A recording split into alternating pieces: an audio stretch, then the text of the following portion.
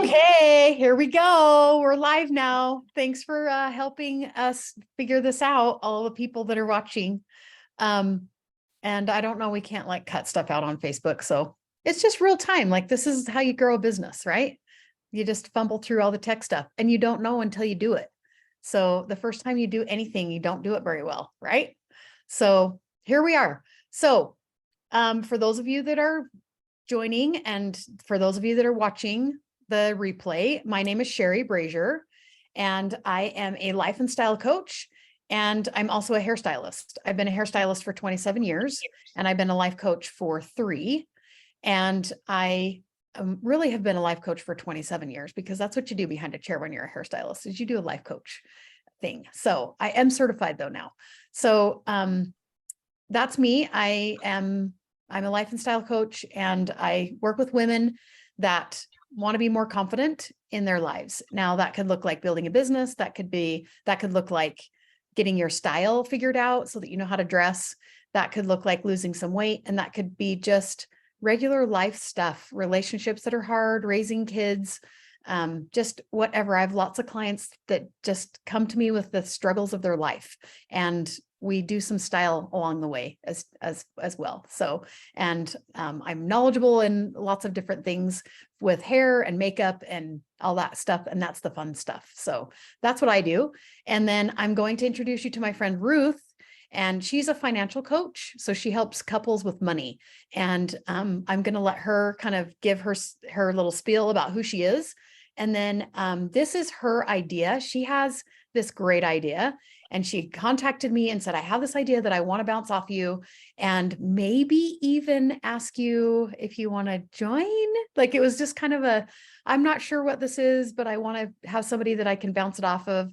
So can I pitch you this idea that I have and get your ideas? And so I said, yes, I am totally in, and I don't even know what the idea is because I think that much of Ruth. I highly love Ruth. Like I just respect her so much. So before I even heard the idea, I was like, I'm in. I'm like mostly in, and I don't even know what the idea is. So we got on the phone, got on Zoom, and we talked about this idea. And I said, Ruth, we've got to tell the people. We just have to tell all the people about this idea that you have. So this is our very first live, and we're coming to you to tell you all the things. So Ruth, introduce yourself and then just go into it. Like, let's just give the people what they came to see. Okay. All right. So I'm Ruth Ridley. I am a financial coach, just like Sherry. I specialize in helping couples. One of my superpowers is the budget. Helping people create a very visual plan, like allocating intentionally where their resources go, helping people understand their money and get a kind of heal their relationship with their money.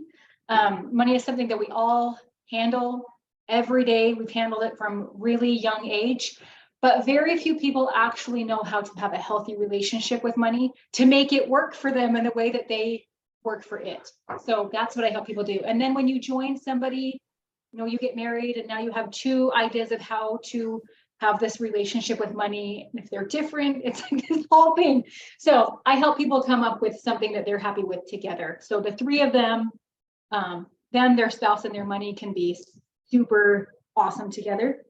Some background that I think is relevant based on what I'm going to teach you is I'm Christian. I was a missionary. I served in Argentina, a second world country. I helped all kinds of people learn how to do basic skills in their life to become more successful, to get out of poverty. And then after I moved back from Argentina, I was a translator at Planned Parenthood in Utah.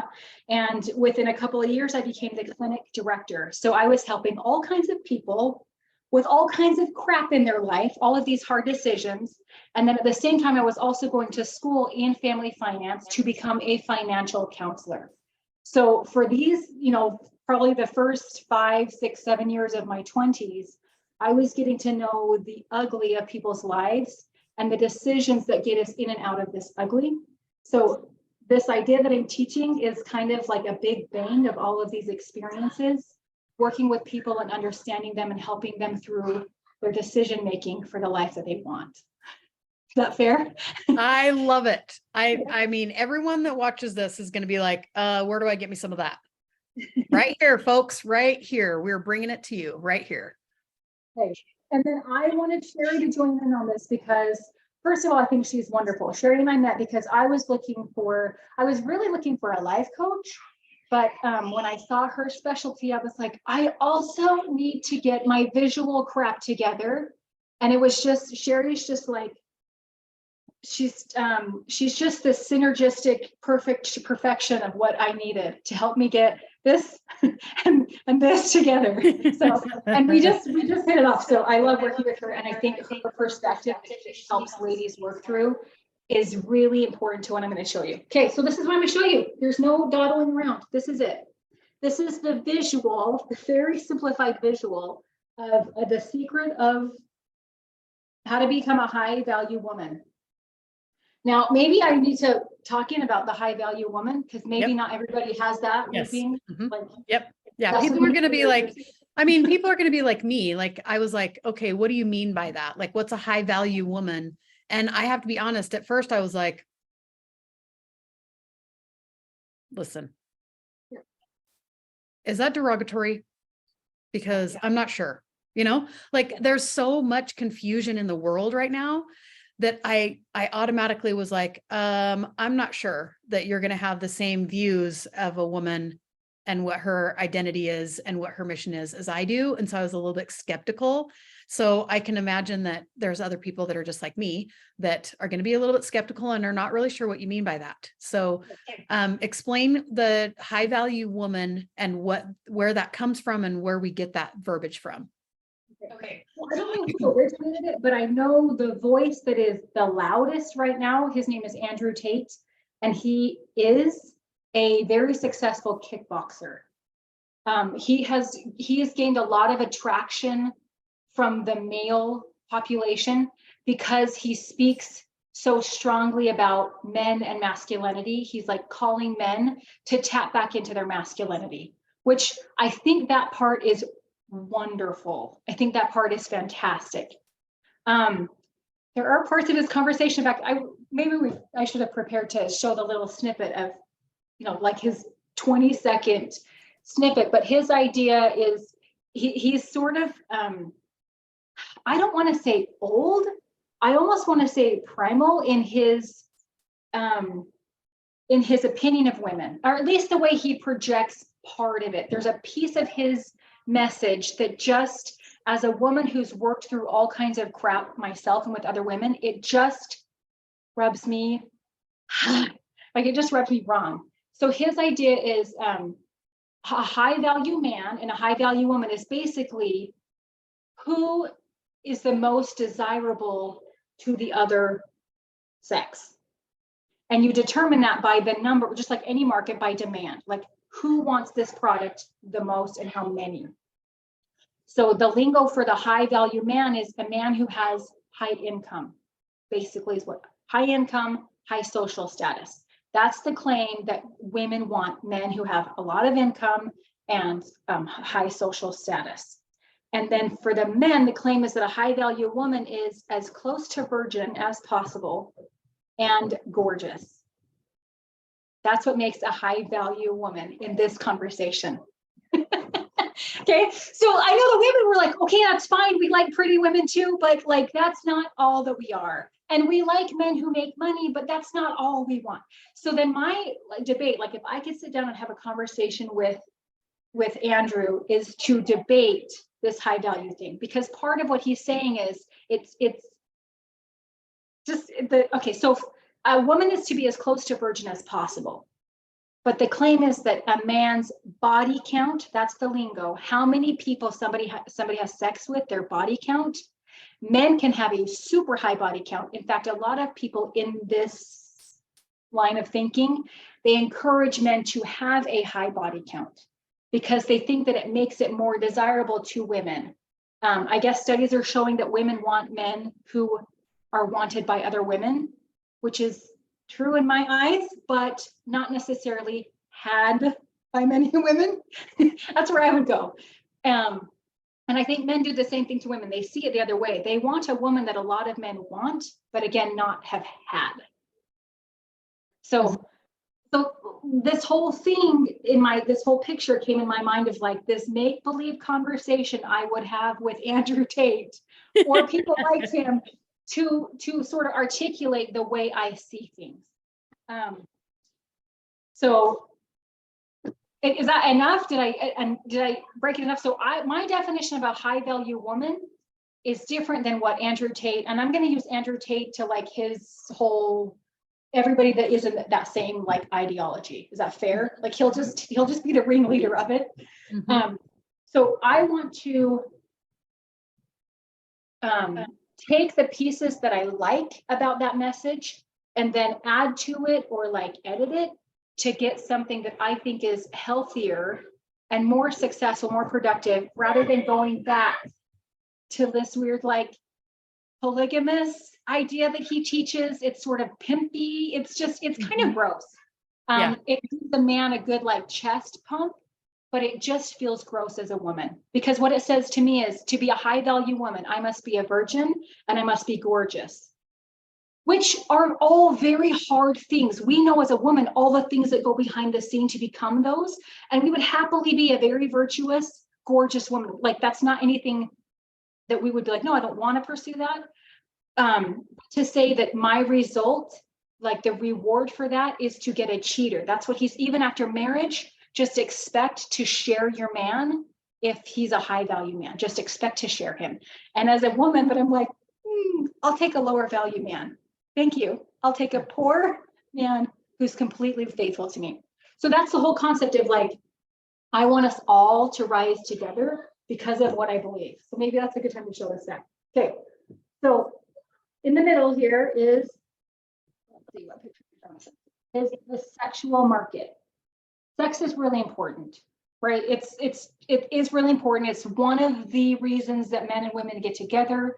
It's why we have a male and a female, is this reproductive thing. That's what makes a male and a female, is their role in this reproductive miracle. Like that's what makes you male or female. It's your role in this. They're like, you can't get any way around with that. And then there's also that bonding relational part that we get to have in the human species that other animal species don't get to have. It's like reproduction and the end. But we also have this bonding, beautiful piece to it as humans that is important. So we have this sexual market. Sorry. And then we have on the side here, we have the social market, because as men and women, we do interact socially, economically. That doesn't bring in the sex part. It shouldn't bring in the sex part, but it is still an important exchange. And then we have the female hierarchy and the male hierarchy. And as male and female, we cannot enter into each other's hierarchy. It is impossible. If by some crazy way we do make it in, we're always going to be toward the bottom because to be successful in the hierarchy, you have to prove useful to your hierarchy. So if your hierarchy doesn't know what to do with you, you're not useful. If they can't relate to you, or if they can't see how you help me be a better person in my hierarchy, you're not useful to them. So it's confusing to try and get in if it's even at all possible. I just don't, it's just like this. You can't join it. Sorry, you can't join it. So to become successful as a high value woman, to become a high value woman, you want to excel in your hierarchy. You want to prove to be the most useful to your fellow ladies. And then you want to inspire in this social market, this interaction we have with men that is this non-sexual realm. And then we want to be wise in this sexual market. We want to find our permanent partner with as few attempts as possible in this sexual exchange. So that's where I do agree with Andrew Tate in saying that women do need to be, virgins. I wouldn't. Sometimes you don't always know what you don't know. Mm-hmm. So again, I worked at Planned Parenthood, and I had a whole bunch of women, little girls, 14, 15, 17 years old, and they would think, well, I've already had sex with my boyfriend, so it's done for me. I may as well just keep being whatever. And conversations I could have with them is, no, you don't have to. You don't have to keep making bad decisions that aren't, good decisions that are not good for you just because you made a bad decision in the past. Like, learn from what you learn and then move forward. And I think the story with that is, like, I'm a Christian and I just believe all, Christian things. And David, the King David, he was a wonderful human being. He got ensnared in this sexual thing. He started accumulating women, like his little harem. And then there was another woman that he just specifically wanted, and she was already married, and he didn't care. He pursued her. He got her pregnant. And in his cover up, he ended up murdering her husband. And it was just like downfall after downfall in his mess in here. So this woman who was technically an adulterer, which in society would have been the lowest of the low, God didn't see her as the lowest of the low. She became the great-great-grandmother of Jesus Christ himself. So that's one of my biggest arguments, to be like, just because you have a moment or a phase in life, and it can be in any area of your life where you're not making the smartest decisions, you can still do better. As women, just the baseline we start, as men and women, we just start with priceless value. And that doesn't ever really go away. It's just how useful we are to everybody else in this hierarchy. Like, you can always reclaim that value that is just intrinsically there when you recognize it and then you live according to that value. Okay, I have a question. So let's say that that you do have, some experiences in your past, or maybe right now in your present, that are contradictory to what you're saying, right? That you're not, like, you have, multiple partners for whatever reason, right? And you're saying that you want to be the most virtuous, right? To be a high virtuous woman, right? Or a high value woman, right? So what you're saying is that just because that is the goal, right? That if you're not perfect at that goal, that you still are valuable and priceless and can make different choices along the way at your convenience and still reach the goal of being a high value woman, being virtuous, even if there have been experiences and things that you've that you've either accomplished or not accomplished, right? Or had failures, or, whatever that you would call them, right? Failures, that all of that is just the road with potholes and bumps and rocks and whatever that we all go through. That doesn't mean that you are discarded and that you don't have any hope, that you're not on the right path. So what you're saying is all of those things and the way that we live our lives and the choices that we make are just on the path of where we're all going. And there's no right path, wrong path. You messed it up, and so now you're out. Like, now there's never any chance for you. It's just all the bumps and stuff along the path. That's just the way of it. Doesn't mean you're unworthy or not valuable. Yeah, it's all about your trajectory. Your decisions do matter, and there are consequences to your decisions that make your next decision easier or harder. So your decisions do matter. Like, I help people make decisions. Don't ever be lazy about your decisions. That is your greatest power, is your ability to choose. And as humans, that's one of our greatest powers, is we have some instincts, but we are not dominated by instincts. We're not wild animals that live on instinct. We get to choose. The story that I like to tell is The Three Little Pigs. It's a children's story, but the idea that there are different homes that we can build, we get to build whatever home we want. If we are intentional and patient and diligent, we will get a home that we want. We can have the easy, quick, convenient straw house. We can have the comparatively, we can have the house that's comparative, the wood house, compared to the other options, it's fine. Or we can just go full blown and say, I want the best house that I can get. And we are like, our lives are our house. we can intentionally build the house, because life is hard and it's going to blow at us and it's going to attempt to break us down. So each of our decisions, if we are intentional and patient and consistent, we can get something wonderful. It's worth it. Yeah, I love it. I love that that our message is not if you're not beautiful, then you're not doing it right. Or you're done. Like Yeah. you might as well just hang it up. Like that is not what we're saying, what we're saying at all. There are so many ways that a high value woman would look. Like it would be, there's so many, like there's so many ways that a high value woman would look. And I think for me, the way that I think about it is if you're honest with yourself, when I get dressed in the morning, a lot of like, I mean, I'm married, so of course this isn't, what I would think, but, I don't get dressed for the men out there.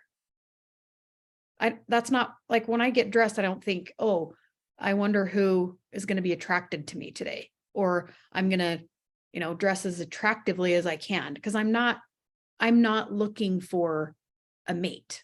I have a mate. And so if anyone thinks I'm attractive, I hope it's him and no one else, as far as the male species is concerned. Right. But I care deeply about what my female counterparts think. And I don't think that that's wrong. I think that that is the way that it is. And if we're honest with ourselves, we care a lot about what our friends and our coworkers and our female social circle, we care what they think. And it goes to this hierarchy. It goes to this, what you're saying, that we care what other people think, and not as a judgmental thing. Like, am I measuring up to all of those people? Not like that, but as support, as like my tribe. Like I'm going to find the people that like what I like and think the way I think, and are going to challenge me even with the ways that I think, and grow my capacity to think bigger and to be bigger. And I was thinking this morning, getting ready for this live, about like when I reach out for encouragement, inspiration, like if I'm like, I need something to listen to that's just going to like fire me up and get me motivated. 9 out of 10 of those are women for me personally. Now, I'm not saying that that's the way it is for everyone, but I would invite you to look at your social circle, and at who do you look up to for encouragement, inspiration, advice, maybe. And there's going to be both men and women in that group, but it would just be interesting. It would be an interesting experiment for you to look at the weight that each one of them holds for you. And I'm just going to be transparent and vulnerable that the women in my life, aside from my husband, carry the most weight for me, as far as like what I want to be when I grow up. Like the kind of mother I want to be, the kind of wife I want to be, the kind of sister I want to be, all of the things that I am striving to be and do as a woman. I'm looking at other women as my examples, not men. Now, I do have some men that I follow as far as like podcasts and influencers and, different things, because they do bring an aspect to the conversation that helps me be a better person in my own sphere. But I think that's what the point is in my own sphere. I'm not trying to be like, I'm not trying to take over my husband's role in any of it. Like I'm a co-creator husband. And sometimes that looks like me bringing in money. Sometimes that looks like me doing the dishes, like, and sometimes it looks for him like bringing the money in. And sometimes it looks for him like doing the dishes, because he cleans the bathrooms. That is one of his things that he does. He cleans the bathrooms. That's what he came to me and said, I'm going to clean the bathrooms.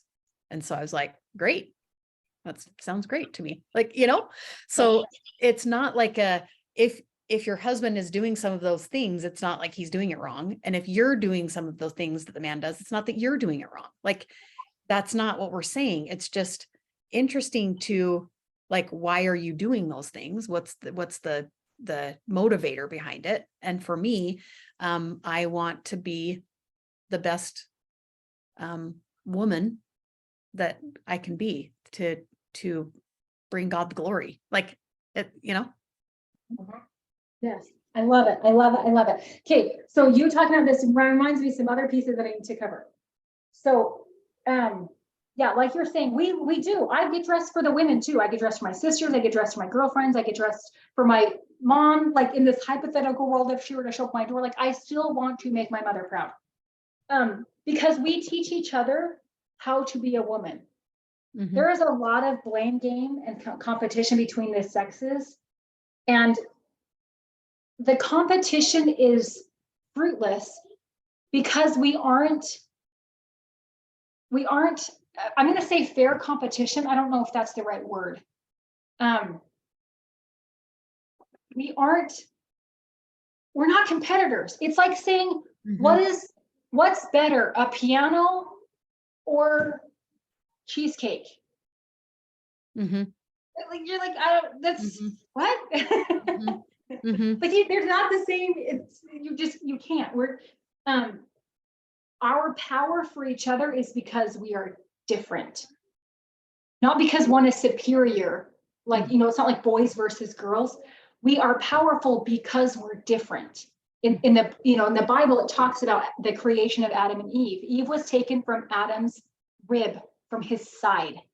Not a skull bone, not a toe bone, not the kneecap, not the elbows. She was made from his side and from his center. She's not in front, behind, below, above. She is to his side.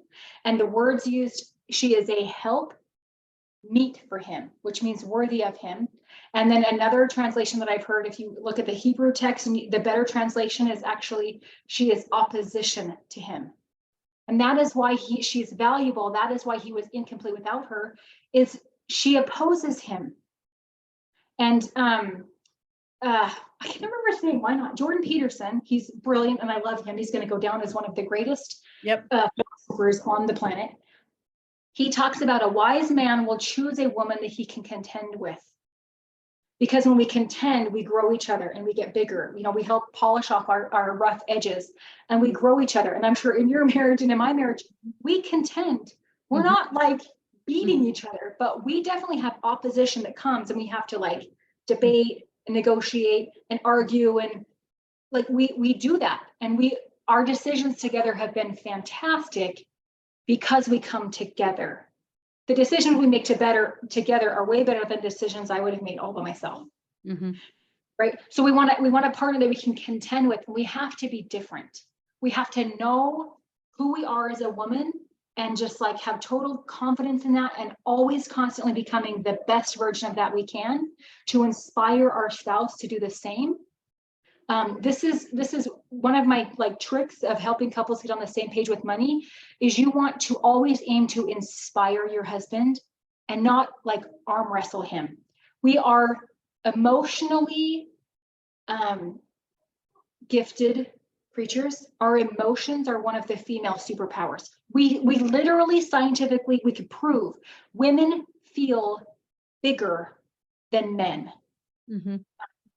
And just like men can like move, like they can lift bigger than women. That's their superpower, is their strength and their emotional stoicism, right? That's some of their superpowers. Just like men can abuse their strength and like physically dominate and manipulate their woman, a woman can emotionally dominate and manipulate their man. So we really have to be careful of that. We want to inspire him and not emotionally crush him. Okay, so then with this, we can only be in the female hierarchy. We're talking to women, the women can only be in the female hierarchy. That's all we can be. But we do need access, or we do need to be able to tap into this male hierarchy. We need men. Men need women, but because we ourselves can't go over there, we need to have, I'm using the word an advocate. We need a male advocate or to help us tap into this. And that our first male advocate is our father. So where the man sits in his hierarchy with his men, that value is projected onto his women. And studies continue to show over and over and over and over that households that don't have a father, their likelihood, it's not even their chances, it's just their likelihood of success in all kinds of areas is much lower, academically, socially. Girls who don't have fathers in the home are more likely to drop out of high school. They're more likely to get pregnant before they're 18. They're more likely to be in domestically violent relationships. They're less likely to go to college. They make lower income. Like, it's just huge. The impact that this of this male hierarchy is important. And what he does is he reflects his value onto her. Meaning, so the example I would give is, so if your dad is a doctor, or if your dad is a well socially respected UPS man, you know, he just knows everybody and everybody loves your father. He holds and reflects value for his women and his sons, but we're talking about girls. Until she can make it a successful decision here in the sexual marketplace where she picks her husband, which is then her now permanent male advocate in this male hierarchy, right? So when we say I'm the wife of, you know, Patrick Liebel, who is a physician, in the male hierarchy, that means something to them, and his value reflects onto me. And we do it as women also, who a girl marries. It's like we're looking for the value of the man based on, it's like we're converting our currency. Like, we go to France and somebody gives us euros, but we have to convert it to dollars because that's the value we know. Right? So we say, okay, well, you married this girl, so that's where you are on the plane. Like, you and your hierarchy is on par with her over here. I get this. I understand this. Does that make sense? And that's what men do also. So the better we can marry, or the higher we can achieve for our children, like, we're translating that value over. And income, I'm going to go back to this claim that it's high earning men and gorgeous virgins over here. Like, it's so much more than that, right? But that's what we do. Like, over history, that's what it's been. That's kind of it's what it's been. And just because and I want to say value, I want to use the word value. Like, I look at it as an investment. I want to know, to me, value is something that keeps giving back value. Like, it's this perpetual value. So if you're talking about a beautiful virgin, well, if that's what it takes, then her value is gone after her first baby, right? You get all frumpy and fat and bloated and like nursing, like you feel so gross. So does that mean her value is gone? No, not if you married a high value woman. She's going to bring so much more to you as she comes back to this, you know, beautiful woman in her body, as she works through all the crap that your body goes through producing humans. So just there's that way with a man. And my argument is, when you understand what a high value woman is, then you'll understand what a high value man is.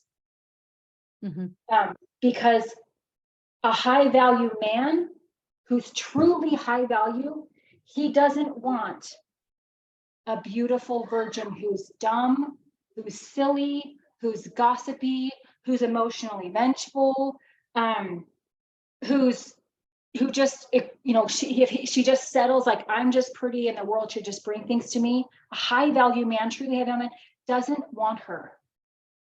But a truly high value man would happily, like, he is pursuing her, the girl that is kind and nurturing and compassionate and loves her women, gets along well with her women, who is constantly trying to become a better person, who respects him as a man, who loves his masculinity, who supports his masculinity, and inspires him to become his best self.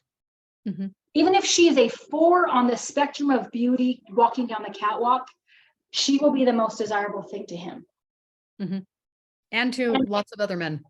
Yeah, and really, a girl like that, who learns how to do her hair well. Like I'm an example. I'm not a 10 down the catwalk, but Sherry taught me how to do my hair and she got me a shirt that looks really cute. Right. And I can show up at any meeting with all the doctors, like all these high-end men, any whatever, and totally give my husband honor. And it comes like, because I am high value with, decent hair and a nice shirt. Right. But it matters because I know that it matters. Mm-hmm. In fact, I was just telling Sherry the other day, I think maybe this was part of my testimonial, that because I had a nice shirt and nice hair, I could let the rest of me glow and do my husband honor at all of his work trips. So it matters. As women know it, we know that it matters. That's why we beat ourselves up so much. So I'm frumpy. I'm like, we know that it matters. It does matter.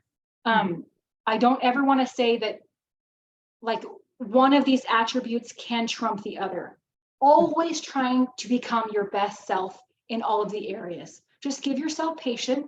You can't become this, I was going to say multi-billion-dollar investment, but we're just using money because that's value as a word. But just like a multi-billion-dollar investment doesn't happen overnight. You have to grow into that. We can get that. Just like the patience we would give our children to become the people that they're going to be, we have to do that for ourselves too.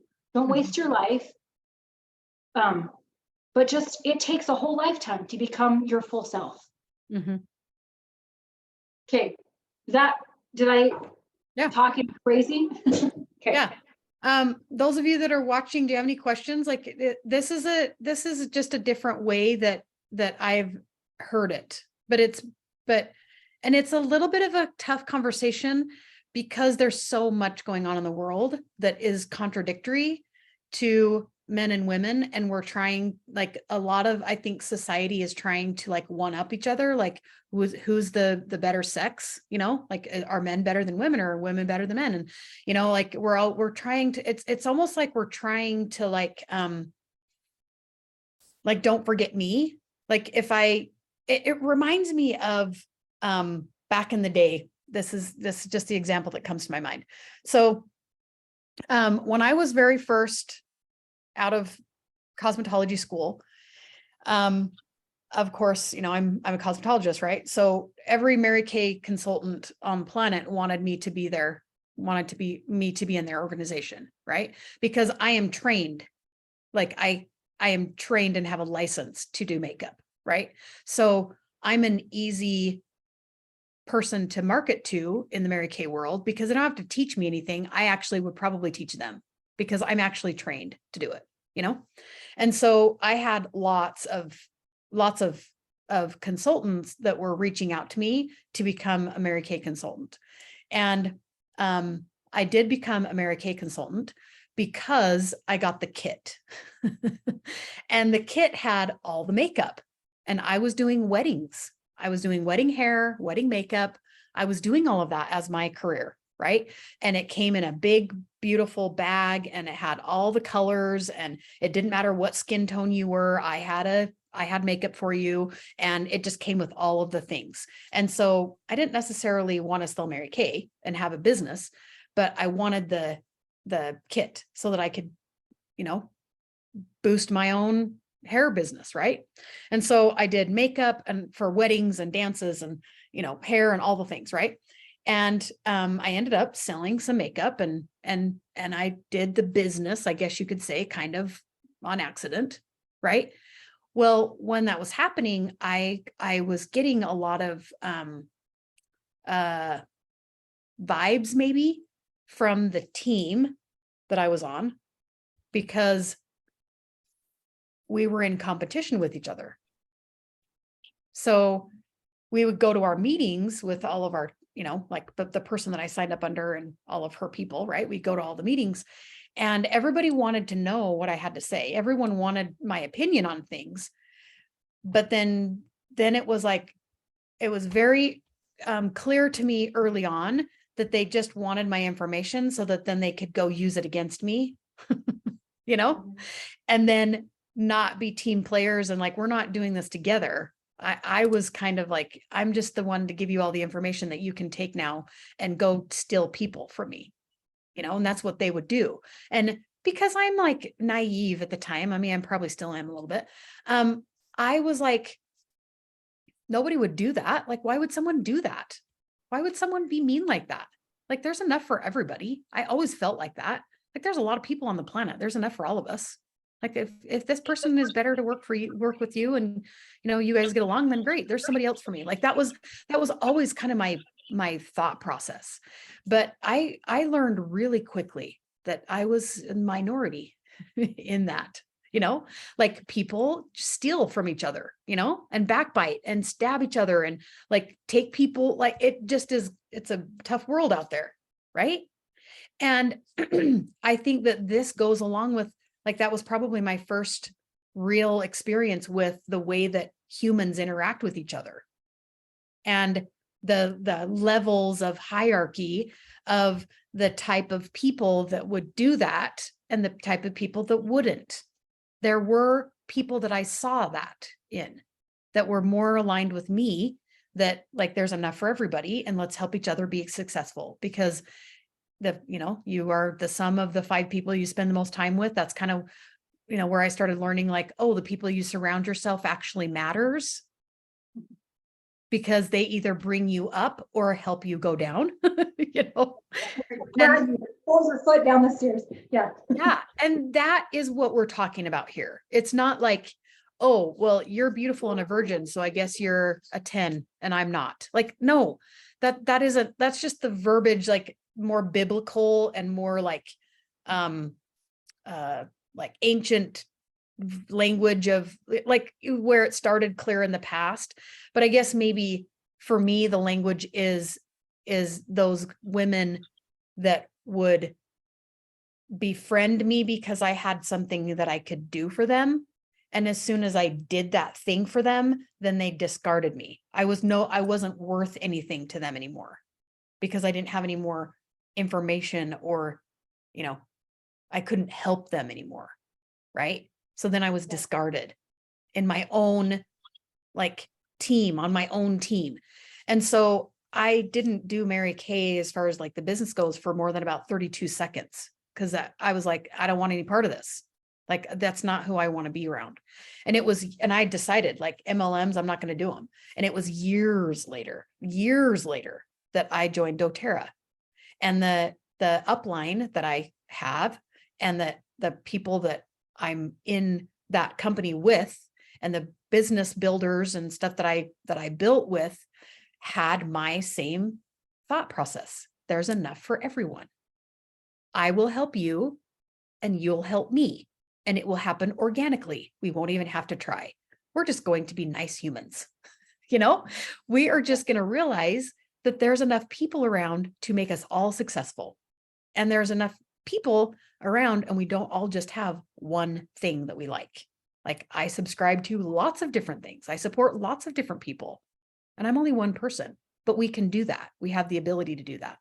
And so that's why I've stayed with doTERRA for as long as I have. And I will always be with them, because the culture and the culture of my team, my upline, is let's help each other, because we all grow when we help each other.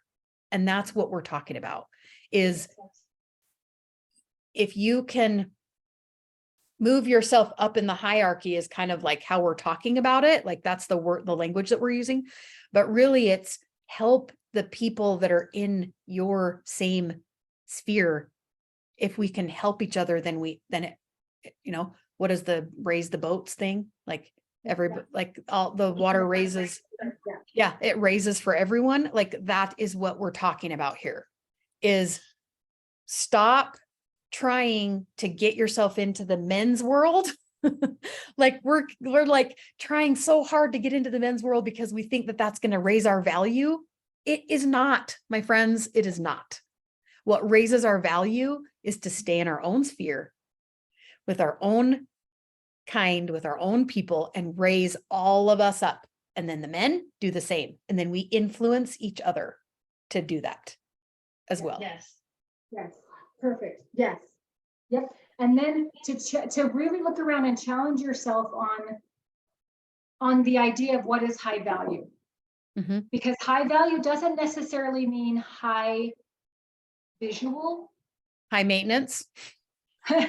Well, just because we look at high value, like we're programmed in this economic level, like this millennium of caste systems and, you know, like the monarchy and like the, what were they called in India? Like the lowest caste system. It's like this horrible name of like, okay, what is it? It's in India. It's the lowest caste and it's like the unpermittables or something like that. It's like this like really horrible word. But this idea that it's just been thousands and thousands and thousands of years of your social status is a literal correlation to your molecular genetic value. Like the king, literally his blood was superior than the blood of the man who made his bed. And that idea is just so hard for us to get out of our brains. We still do it. We still like bow down to the politician, even if we know he's a scumbag. We still say, well, he must be better because he is this, he's in the soup club or something, right? Like, and then we get this really bad idea of what these castes are, these systems, and it becomes this economic clash, which as a financial coach, that's huge for me, because if you don't like people who have money, if you have this idea, then why would you pursue it? And it keeps people down. So that I really care about that. But my thing is high value people are on their journey. They have the same trajectory, but they start at all kinds of levels, right? But it's the trajectory. And if you have a truly high value person, like if you're pursuing a high value male, so if we're talking about women, he's going to care about the right things. And he isn't going to want to share you, and he isn't going to be okay with him being shared. That's high value. He understands commitment. He understands loyalty. Women understand nurturing. They understand this social getting together that you're talking about. A low value woman, I'm just going to stick with that term. A low value woman is going to be immature in her ability to socialize. That's where you're going to get your mean girl. That's where you're going to get your saboteur. That's where you get the girl who's going out having sex with everybody, hoping that that's how she'll feel beautiful, because she doesn't understand her value. And the way we dress, the way we carry ourselves, who we hang out with, that reflects and preserves our value. Pick who you hang out with. Maybe we'll just need to end with a plug, like come to this group. You need to pick who you hang out with, because women teach women how to be women. The eating disorders, that's from women. The binding of your feet to make them tiny and attractive, that's from women. The like show your cleavage and go to the club because that's how you're going to be desirable in the marketplace, that's from women. The hide your feelings and don't let times of the month make you crazy because you're a horrible person if you do, that's from women. We are gross to each other, or we grow with each other. Like we teach each other what it is to be a woman. And all throughout history, women, maybe with their best intentions, there's either their best intentions because that's really what they believe, because that's what they were taught is how you be a woman, or they're immature and they're vindictive and they're competitive and they think if I can get all these women fat, ugly, ornery, then I will have the male market to myself. That's my, you know, that's it. In this world, we can provide for ourselves. So the economic need for a man isn't the same desperation as it was in the day, but we are still better when we have men in our lives. We are still better when we have great men in our lives. So always competition should be with yourself, challenging yourself to become better. Look around and find good examples that can take you with them. Avoid toxic. Toxic women are gross. They are gross. We know that. And we can feel it in ourselves when we have that toxic part of us. But just like, if you can do nothing else, choose intentionally who you associate with. That's the most powerful thing for a woman, because our superpower is this social connection. So it's even more important for us to choose who we hang out with, choose who calls us out on our crap. and who helps us get bigger? Who has the trajectory toward this high value, high usefulness, high respect for Mhm, all the good reasons? Who do we want to become? mhm. And stick with those ladies. Yep. Yeah. And honestly, like you and I, that's what both of us are really passionate about is being those kinds of people for others and reaching out and collaborating and rubbing shoulders with people that are those people to us, women that are those examples to us. So like this, I don't know how long this live is because I don't have a timer, but it's probably way long and it's yeah, We're an hour plus. yeah, we've significantly like probably overwhelmed a lot of people with all the information, right? But this is like the first like idea. Like, I don't know, we just want to talk about this idea. We want to have a space where other women can find their people. Like other women can find other women who believe the same things that we believe, that we are strong in our own right, and that we don't need to be better than a man. We want our men with us, next to us, because they support us, they help us, and we help them and support them. And we want to create a space for men and women to be who they are designed to be at the best of their ability. And rising tide rises all, lifts all boats. That's the saying. The rising tide lifts all boats. So we're going to sign off of this video. But if there's something that, like rubs up against you, like if there was something that was like, I don't know, like reach out to us. Like we are not afraid of the scary conversations. We're not afraid of the conversations, the doubts, because that's how we learn. That is how we learn, is when we rub up against things that kind of go, ooh, I don't know about that. Maybe I need to, get some more clarification on what she means. Does she mean this or does she mean that? Because that's how we learn. It's the only way that we're going to rise ourselves, is if we go up against a little bit of friction and research it out, talk it out, and that's how we grow, and that's how we learn. And then also, like, if there's some part of this that you're like, yeah, I have been looking for someone that would support me in this way, because I feel like there's no one out there anymore that believes the same things that I believe. We want you here. So we want to rise all of the women and the men in their own rights. And that's what we are. Ruth and I are both really passionate about that. So you can leave a comment here on this video at any time that you're watching it, or you can reach out to either one of us, private message us, either way. And then we both have ways that you can work with us with specific things. If you want to look at either one of the things that we specialize in, we would love to talk to you about that. We've got a comment that like, if you give a service to women in if something we've talked about that like Sherry or I don't cover, and you help women do it, like let us know, because we would love to get all kinds of professional women to help each other with our craft. Like I'm interested in that. We're interested in that. Yeah. Yes, for sure. I guess this is a call. Like if you are a homemaker and that's your job, like, because we all have jobs, right? I work really, really hard at being a good mom, but I need some help in a lot of those areas.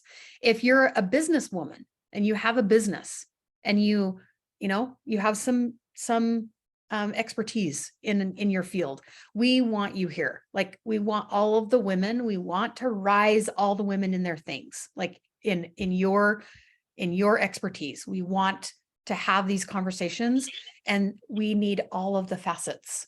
We need all of the things. So reach out to either Ruth or I. If you're a friend of mine, reach out to me. If you're watching because Ruth invited you here, then reach out to Ruth and say, hey, I want to add to the conversation. I have this idea or expertise or whatever. We want to bring on some special guests and just start a conversation. So this is going to be a free thing. Like, we're not asking for money. We're not asking for your credit cards. We're just starting the conversation. And we want to rise with all of our women. So I've got a comment here and I want to read what it says, because I don't know if it's a question or if it's just a comment. It's from Dodie Harmon. There's a woman who lies, exaggerates to so many women in our city, bad things about me that are not true. This cycle continues with her today. It's been 5 years and it's still happening. I'm trying not to do anything about it, but it eats at me and I overreact in my mind and eat emotionally. Yeah. So you just like brought a good, point to my point that we care what other women think. We do care. It hurts us deeply when other women are trying to bring us down, when they are mean to us. That is very, very hurtful. It's hard for us as women.